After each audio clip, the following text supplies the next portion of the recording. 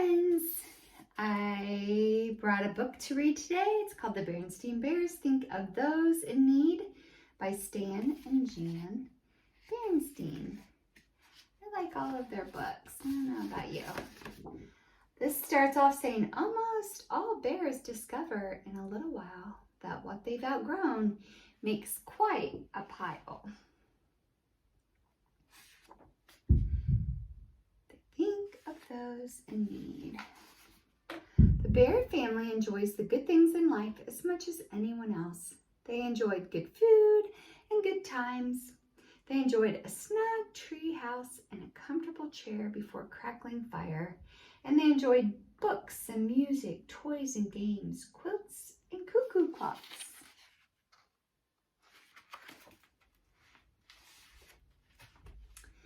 But sometimes it seemed, especially to Mama, that perhaps the bears were enjoying too much of a good thing.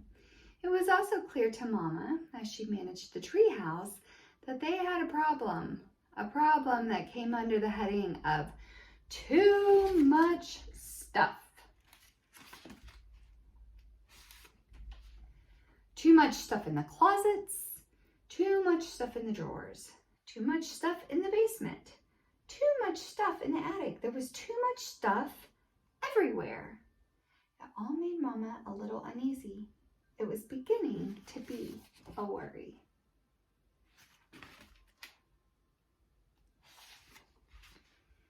Papa thought that there was too much stuff problem too. He was more annoyed than worried. Annoyed about fast wheels, cars that Brother had left on the stairs, and about a squeaky duck the sister had left in the bathtub.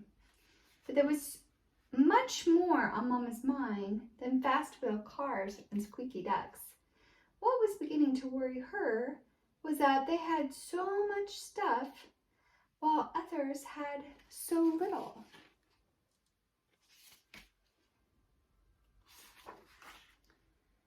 And as sometimes happens with a worry, when you go to bed, it could turn into a nightmare. And that's what happened to Mama. Too much stuff, too much stuff. One night she dreamed that all of her stuff came to life and poured out of every drawer and closet and nook and cranny in the treehouse, chanting, too much stuff, too much stuff.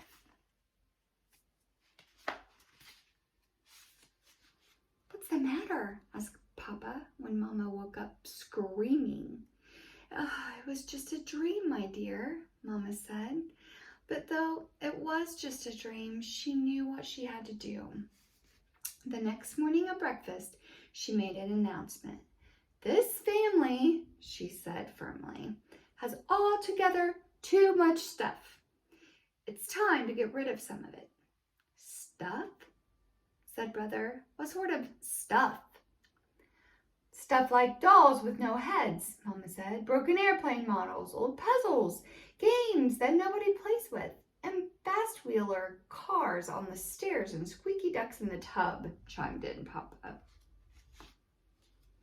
Now, wait a minute, protested Sister. That's all our stuff. What about some of your stuff? My stuff, said Papa. Like what? Like your 17 fishing rods, said Brother. And the zillions of old fishing magazines you have stacked up in the attic? Asked Sister.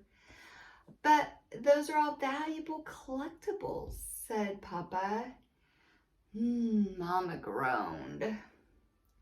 Look who's groaning, said Papa. What about those shelves and shelves of old cookbooks you never look at? And those bits of yarn and cloth you're never going to use? All right, agreed Mama. I guess we all have lots of things we don't really need. That's just my point. What should we do with it all?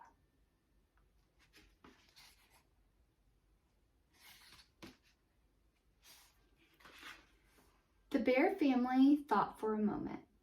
Hey, said Brother, let's have a yard sale and make a fortune. Yeah, great idea, agreed Sister and Papa. But that was not what Mama had in mind. She had been thinking more and more about all those folks who had so little, especially with Christmas coming on. But what could the bear family do? Mama already had a plan in mind. First, she had Papa and the cubs go through all of their stuff and make 3 piles. In one pile were things like old board games and puzzles. In another, all their forgotten but still good toys and sporting goods. And in another, furniture, extra cookbooks, unused fishing rods.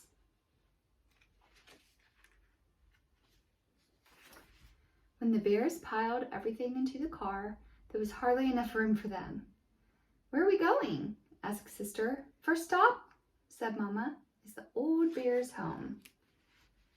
The old bear's The old bear's home was where older bears went to live when they needed help taking care of themselves. Nurses and doctors looked after them and made sure that they were in good health. But sometimes the older bears got a little lonely and bored. They liked visitors and things to do. That was part of Mama's plan. When the family arrived at the old bear's home, they handed out their games and puzzles to the older bears and then sat down to play games and do puzzles with them. At first, brother and sister were a little shy and embarrassed.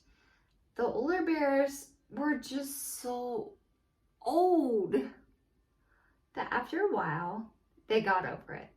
The bears in the home weren't any older than their neighbor, Ms. McGrizz, and she was okay. Soon they were having a fine time, and so were the older bears. They were all sorry when it was time to leave. The next stop was the Beartown Young Cubs Hospital. Brother and sister knew about that hospital. Brother had gone there to get his ankle x-rayed the time that he thought it was broken, and sister had come along just to watch. The bears dropped off their load of used toys. They were welcome.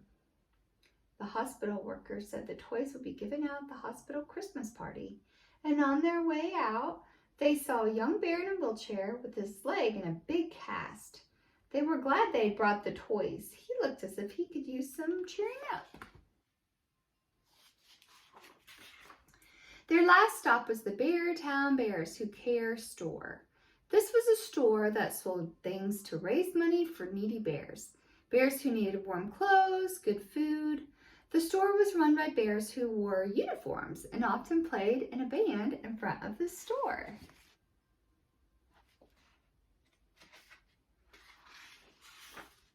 The bears lugged all of their old clothes and furniture and stuff into the store, and on the way, they stopped to sing a few Christmas carols with the band. There was a big iron pot out on the sidewalk for collecting money for the needy. Papa gave sister $1 to put in it. They headed home with warm feelings about what they had done. As they drove along, they passed the lighted windows of Beartown department store. They were beautifully decorated for Christmas. There was window after window of new toys and games and new things for the house and the very latest thing in fishing poles.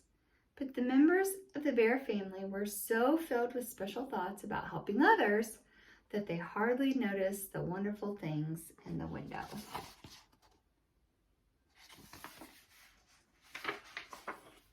Well, except for maybe out of the corners of their eyes. The end. Thinking of those in need.